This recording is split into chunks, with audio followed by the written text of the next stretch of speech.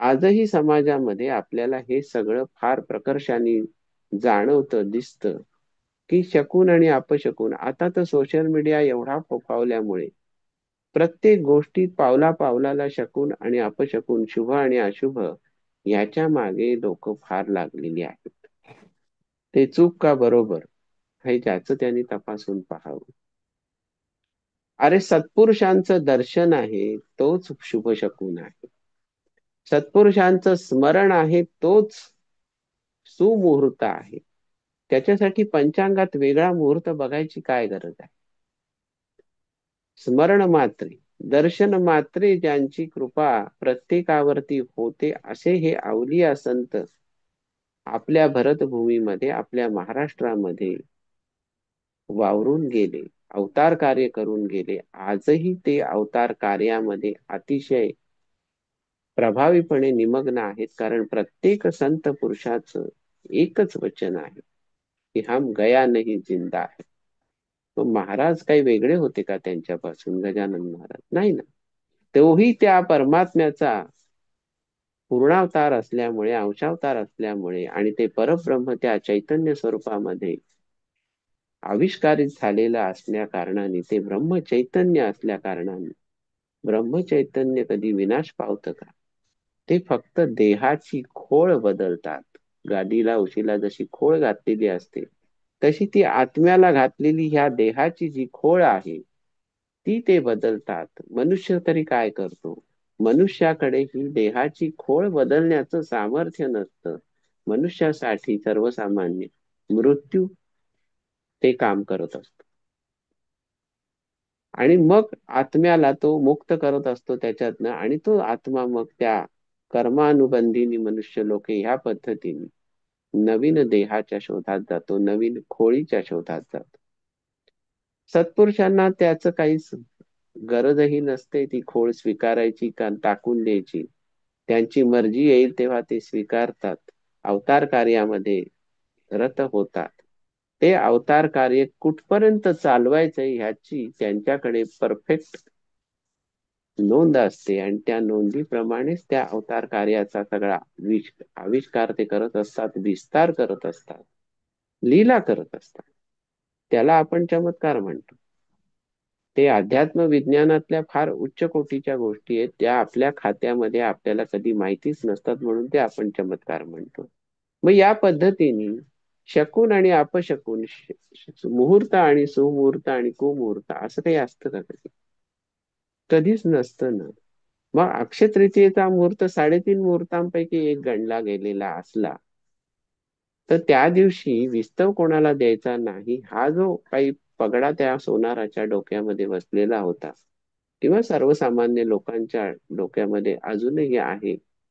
अजूनही अहो आम्ही असलं काही मानत नाही म्हणणारी मंडळी सुद्धा गुपचूप शुभ अशुभ, शकून अपशकुनाच्या मागे लागलेली असतात. पण हे गुपचूप करायचं असतं, असं त्या मंडळींचं एकंदर कल असतो. कारण आपण जर उघड उघडपणे या सगळ्या गोष्टींचं समर्थन केलं तर आपल्याला अडाणी म्हणतील लोक, या भीतीपोटी आपल्या घरापुरतं गुपचूप सगळं करायचं असतं. हे आपल्याला सगळीकडे दिसून येतं आजकाल. मग महाराजांचा स्पर्श आहे, महाराजांच्या पायाचा स्पर्श आहे, चरणांचा स्पर्श आहे, तीच मुळी एक मंगल वेळ आहे, तोच मुळी मोठा शुभ शकून आहे. हे जेव्हा या कृतीतनं जानकीरामांना त्यांनी दाखवून दिलं तेव्हा आपल्या असं लक्षात आलं की महाराज किती द्रष्टे होते सगळ्या बाबतीमध्ये. की अरे ह्या असल्या नसत्या खोळांमध्ये तुम्ही अडकू नका, आयुष्य हे फार बहुमोल आहे. ते अशा मातीमोल विषयांमध्ये तुम्ही अडकवून ठेवू नका. वर्ष वर्ष लग्न ठरलेली असतात, लग्नाचे मुहूर्त पक्के झालेले असतात, पत्रिका छापलेल्या असतात, पण सार्वत्रिक अनुभव काय आहे की जी मुहूर्ताची जी अगदी काटेकोरपणे जी वेळ काढून दिलेली असते त्या वेळेलाच तदैव लग्नम होतं का ह्याचा विचार प्रत्येकाने करायला नको का? तो मुहूर्त टळून सुद्धा जातो आणि सगळ्यांच्या सोयीने मग मंगलाष्टक म्हणणाऱ्यांची चढाओढ मग गुरुजींचे मंत्र किंवा आणखीन जे काय चालतं सगळं तिथे जो व्यवहार त्या बोहल्यावरती, त्याच्यामध्ये वास्तवात अगदी बरोबर आहे ना मुहूर्त, बरोबर आहे ना मुहूर्त, हे जे 100 वेळा खुंटा बळकट करून त्या पुरोहिताला किंवा ज्योतिषाला विचारून जो मुहूर्त पक्का केलेला असतो, त्या मुहूर्ताला बरोबर ते लग्न लागतं का? मग असं जर नसेल, तर मग तो लग्नविधी, तो सोहळा जर त्या मुहूर्तावरच घडला नाही, ती मुहूर्त वेळा टळून थोडस पुढे, काही मिनिटं पुढे गेल्यानंतर ते जर झालं असेल, तर त्या मुहूर्ताला तरी अर्थ आहे का? मग तुम्ही कोणत्या मुहूर्ताला महत्व देता? मग आयुष्यामध्ये मुहूर्ताचं स्थान काय? आपल्या मनामध्ये जर सदिच्छा असेल, आपल्या मनामध्ये जर आत्मविश्वास असेल, तर आपण करू ते कार्य त्या वेळेला, जे असेल, जी जी वेळ असेल तो मुहूर्त. यापेक्षा वेगळा मुहूर्त कुठे असू शकतो? असो हे जनसामान्यांच्या मनामानसी ठसलेलं हे सगळं गृहीतका आहेत. त्या गृहीतकाला आपण कोणीही बदलू शकत नाही, कारण आपणही त्या जनसामान्यांचा भाग आहोत. आपण अवलिया नाही, आपण संत नाही. आपण साधक जरी असलो तरी साधकावस्थेमध्ये सुद्धा किती, कोणती पायरी आपण गाठली ह्याचा अनुमान आपल्याला करता येत नाही, कारण ते तपासायची पात्रता आपल्याकडे परमेश्वराने अजून तरी दिलेली नाही. तो अधिकार आपल्या सद्गुरूंचा आहे की तुझी आता पात्रता किती आहे साधना मार्गामध्ये पुढे गेलेली.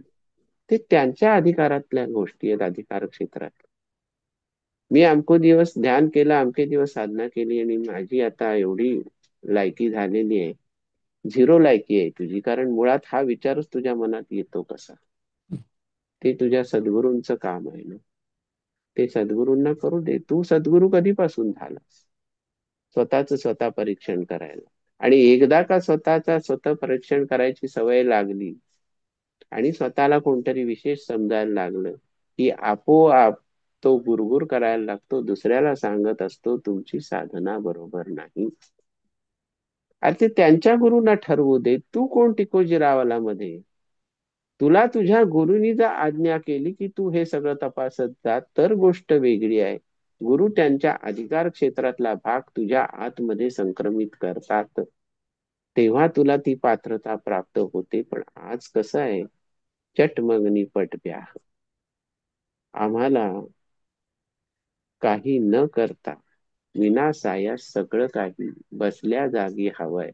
गुरूंची कृपा सुद्धा बसल्या जागी, आम्ही काही करणार नाही, तुम्ही गुरु आहात ना, मग तुम्ही आम्हाला सगळं द्या. ह्या गृहीतकावरती सगळे व्यापार चाललेत. म्हणूनच अध्यात्माची बजबजपुरी त्या चिंचवण्यामधल्या किड्यांसारखी झालेली आहे आज. दुर्दैवाने खेदाने असं म्हणावंसं वाटतं की खरोखर आज सगळीकडे चिंचवणी नाचलंय अध्यात्माचं, आणि ते नाचण्यासाठी आपणच कारणीभूत आहोत ना. किती तऱ्हेच्या गोष्टी आपण दुनियेमध्ये आज करतो आहोत, करायला भाग पाडतोय दुसऱ्याला, याचा कधी विचार केला का? सोशल मीडिया, आर्टिफिशियल इंटेलिजन्स, हे आपण म्हणतो, त्याला यथेच्छ नावं ठेवतो, पण आपला दिवसभरातला एकही क्षण असा जात नाही की त्याचा आधार घेतल्याशिवाय आपण जगू शकू. आपल्याला ती सवय झालेली आहे. आणि मग आपण काय करतो? सबमिट केलं, पुटअप केलं, या पलीकडे आपण काही करत नाही. मग त्या सबमिट आणि पुटअप मधनं जे काही अचाट विश्व निर्माण करून ठेवतो आपण, त्याच्यामध्ये हे जे सगळं अध्यात्माचं शुद्ध चिंचवणी आहे, ते आपणच नासवायला सुरुवात केलेली आहे.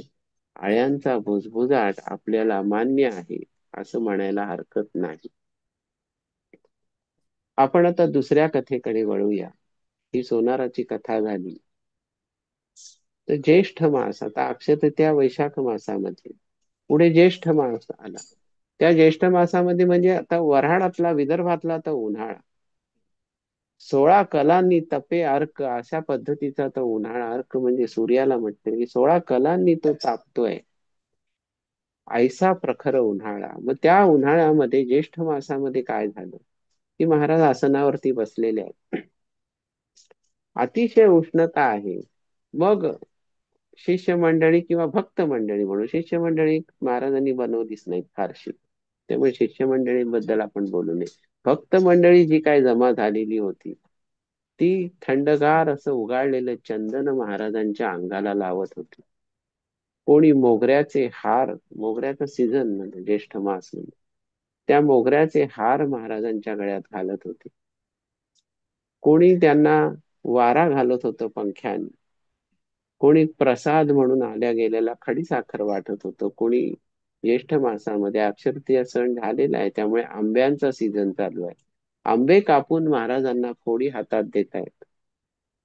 असा तो सगळा तिथे सोहळा चाललाय. आणि त्यावेळेला चंदू मुकुंद, आता चंदू मुकीन असं पोथीमध्ये उल्लेख आहे. तर चंदू मुकुंद किंवा चंदू मुकीन, या मुकुंद किंवा मुकीन याबद्दल जरा साशंकता आहे, पण आपल्याला त्याच्याशी कारण नाही, आपल्याला कथेशी कारण. तर तो चंदू मुकीन नावाचा जो गृहस्थ होता तो तिथे महाराजांच्या समोर आला दर्शनाला, आणि त्यांनी महाराजांना अर्पण करायला आंबे घेऊन आला होता. त्यांनी ते आंबे महाराजांच्या समोर ठेवल्यानंतर महाराजांनी त्या आंब्यांकडे पाहिलं आणि ते म्हणाले, हे आंबे नकोत मजला, दोन कान्हवले उतरंडीला आहेत तुझ्या ते आणजा. आता ते ऐकल्यानंतर चंदू त्यांना म्हणाला की महाराज अहो, आता कान्हवले कुठले, आता मी आंबे आणले ते स्वीकारा, कान्हवले मी काय नंतर घेऊन येईन, पाहिजे तर तुमची एवढीच इच्छा झाली असेल तर मी आता घरी जातो आणि कान्हवले तयार करून ताजे कान्हवले तुम्हाला घेऊन येतो खायला. तर महाराज म्हणाले तसं नाही, मी तुला काय सांगितलं, घरी जा, उतरंडीला दोन कान्हवले आहेत ते घेऊन ये. आता उतरंड हा प्रकार काय आहे, आजकाल तर ते शक्यच नाही, कुठे खेडेगावात अजून कुठेतरी असेल ते, किंवा कुठल्या पालांवरती वस्तीवरती वगैरे ते असू शकतं. उतरंड म्हणजे एक एवढं मोठं मडक, त्याच्या वरती वरती छोटं छोटं करत करत शेवटी जी अशी रास लावली जाते मडक्यांची एकावर एक एकावर एक, ती सोय कशासाठी, तर त्या मडक्यामध्ये काही वस्तू ठेवण्यासाठी ती सोय. जड वस्तू खालच्या मोठ्या मडक्यामध्ये, त्याच्यापेक्षा कमी वस्तू जड वस्तू वरच्या, असं करत करत शेवटी जे छोटं मडकं वरती असतं त्याच्यामध्ये अशी काही वस्तू ठेवल्या जातात ज्या सहज रोजच्या वापरण्यासाठी. मग उतरंडी मधलं जे काही सामान काढायचे तर ते मडके एका बाजूला करून ते ते सामान काढलं की पुन्हा ती उतरंड तशीच्या तशी ठेवून द्यायची. तर ते उतरंडी माझारी दोन कान्हवले आहेत ते मला घेऊन या असं महाराजांनी जेव्हा आज्ञा केली त्याला, तर तो म्हणला की मी ताजे घेऊन येतो की महाराज, आता कुठले कान्हवले वगैरे. तई महाराज वदले वाचे, नाही कारण ताज्याचे, पाहिजे तुझ्या उतरंडीचे कान्हवले मज खावया. जा वेळ करू नको, उगीच सबबी सांगू नको, गुरुपाशी बोलू नको, खोटे वेड्या यत्किंचित.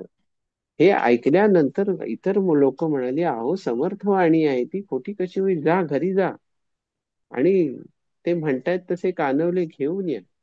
तर त्याचं चित्त घोटाळलं, तो आपल्या घरी गेला आणि त्यांनी बायकोला येऊन विचारलं की असं असं घडलंय आता. महाराज म्हणाले मला आंबे नको, तुझ्या उतरंडीचे दोन कानवले आहेत ते खायचे आहेत, तर ते घेऊन ये. तर त्याची बायको म्हणाली, अहो ती पण असंच म्हणाली की अहो आता आपल्या घरी कानवले कुठले, अक्षय तृतीया दिवशी भले कानवले मी पतिराया केले, ते संपून गेले त्याच दिन, आता कानवले कुठले आपल्याकडे. तर तो म्हणला असं नाही, ते म्हणाले की ती म्हणते की आपल्याकडे कानवल्याचं सगळं साहित्य तयार आहे, बाजारात जायची गरज नाही, मी आत्ता कानवले तयार करून देते, ही पहा मी ठेविते कढई नाथा चुलीवर, असं वर्णन दासगणूंनी केलंय त्या ओव्यामध्ये, त्या चंदू मुकिंदांच्या बायकोच्या तोंडी असं. तर तो म्हणला की ताजे नकोयत बाई, की महाराजांनी सांगितलंय दोन कान्हवले आहेत ते घेऊन ये. तर तो म्हणला आठवून पहा खरंच आहेत का आपल्याकडे कान्हवले. तर ती मनात तो शोध घ्यायला लागली की अरे, त्या अक्षय तृतीयेच्या दिवशी मी कान्हवले केलेत, ते संपलेत त्या दिवशी, हे तर मला पक्क माहिती ना आता. आणि मग ते आतमध्ये शोध जेव्हा आपल्या मनामध्ये घ्यायला लागली तेव्हा शोधता शोधता तिला लख्ख आठवलं की तेव्हा ती नवऱ्याला म्हणाली की थांबा नाथा, सत्य गिरा समर्थांची, गिरा म्हणजे वाणी, बोलणं, दोन कान्होले होते उरले ते मी उतरंडीस ठेविले. त्याचे स्मरण नाही राहिले संपूर्ण महिन्यामध्ये. म्हणजे त्याला महिन्यामध्ये, त्या महिनाभर झालाय आता अक्षतृतीया होत, तिचं स्मरणच नाही त्याला त्या दोन कान्होल्यांचे. पण ती काय म्हणाली की ते जरी असले त्याच्यामध्ये तरी ते आता सुकून गेले असतील, त्याला बुरसा आला असेल, ते समर्थांच्या खाण्याच्या उपयोगाला राहिले नसतील. तरी तो म्हणतो की पण शोध तरी. मग तिने ती उतरंड जी सगळी होती ना ती ढांडोळली, की कुठल्या नेमक्या त्या मडक्यामध्ये मी ते दोन कानवले ठेवलेत, अक्षय तृतीयेच्या दिवशी केलेले त्याच दिवशी ठेवलेत. तिला ते एका मडक्यामध्ये ते कान्होले दिसले, आणि त्या दोघांनी ते बघितल्यानंतर त्यांना असं लक्षात आलं की ते कान्होले सुकलेत, पण त्याला बुरसा आलेला नाही. आणि त्यांनी त्याचा वास घेऊन बघितला, तेव्हा तो वास सुद्धा त्यांना खवट किंवा असा काहीतरी विचित्र वास आला नाही. त्यांना हर्ष झाला त्या नवरा बायकोंना की आपल्या घरामध्ये उतरंडी दोन कान्हवले आहेत हे महाराजांना समजलं. त्यांना ती इच्छा झाली खायची, आणि त्यांनी सांगितलं मला ताजे नकोत आणि हे आंबे बिंबे आता नकोत, मला मला कान्हवलेच खायचे. लीला आहे, हा चमत्कार म्हणा काही म्हणा. चंदू ते आंबे घेऊन, सॉरी, ते चंदू ते कान्हवले घेऊन आला महाराजांच्याकडे, आणि ते त्यांना त्यांनी अर्पण केले. आता त्याची ही कृती बघून तिथे जमलेल्या लोकांनी तोंडात बोट घातली, चाट पडले की हा खरंच घरी गेला आणि त्या महाराजांनी सांगितल्याप्रमाणे उतरंडीमधनं दोन कानवले घेऊन आला, सुकून गेले ते. त्या कानवल्यांचं सेवन महाराजांनी केलं, प्रेमाने ते कानवले खाल्ले, आणि त्यातल्या दीड कानवला खाऊन अर्ध्या कानवला त्यांनी चंदूच्या तोंडात कोंबला प्रसाद म्हणून. इतरांना वाटत सुटले नाहीत, हा घ्या तुम्हाला, ही चिमटी तुम्हाला, नाही. तो चंदूचा कानवला होता ना, त्याच्यात अर्धा तो कानवला तोंडात घातला. अर्थात एक लक्षात घेतलं पाहिजे, चंदू मुकिंदाचं किती पुण्य असलं पाहिजे की महाराजांनी प्रत्यक्ष घास त्याला भरवलेला आहे. आणि ह्या सगळ्या गोष्टींनी त्याला जो हर्ष झाला चंदूला, तो गगनात मावेना खरोखर. अशा वेळेला मनस्थिती ताळ्यावर राहीलच कशी माणसाची.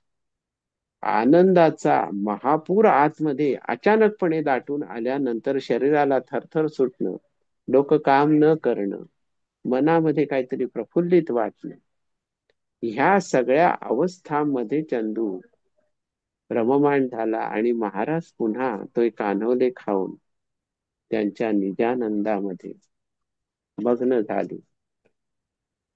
ही लीला त्यांनी का घडवली हे महाराजांनाच माहिती.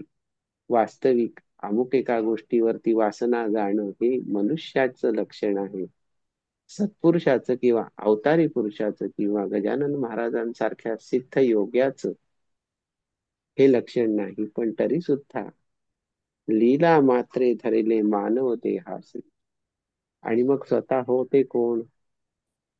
निर्गुण ब्रह्म सनातन अव्यय अविनाशी स्थिरचर व्यापून उरले जे या जगतासी. ते तू तत्व खरोखर निसंशय अससी लीला मात्रे धरिले मानव देहासी. होऊन देशी त्याची जाणीव तू कवण करुणी गणी गण गणात बोते या भजना. धाता हरिहर गुरुवर तूची सुख सदना जिकडे पहावे तिकडे तू दिससी नयन. व लीला मात्रे धरले मानव देहासी. व मानव देहाच्या मर्यादेत आपण आहोत, पण आपण आहोत चैतन्याचा आविष्कार, आपण आहोत ब्रह्मचैतन्य. मग हे माणसांना भक्ती मार्गाला लावण्यासाठी, परमार्थाला लावण्यासाठी हे असल्या गोष्टी करणं प्राप्त आहे. या एकाच हेतून महाराजांनी ह्या सगळ्या लीळा चरित्राची मांडणी करायला सुरुवात केलेली आहे बंकटलालाकडे. आणि हे लीळा चरित्र अजून खूपच महासागरासारखं पुढे पुढे विस्तारत जाणार आहे. त्याचा थोडाफार अंश समजून घेण्याची पात्रता मी माझ्या परीने अंगीकारतोय, प्रयत्न करतोय. आपण त्या प्रयत्नामध्ये सहभागी झालेला आहात. या कथांच्या द्वारे आपल्या आयुष्यामध्ये सुद्धा परमार्थिक उन्नती साधली जावी ही सदिच्छा व्यक्त करतो. जय गजानन. जय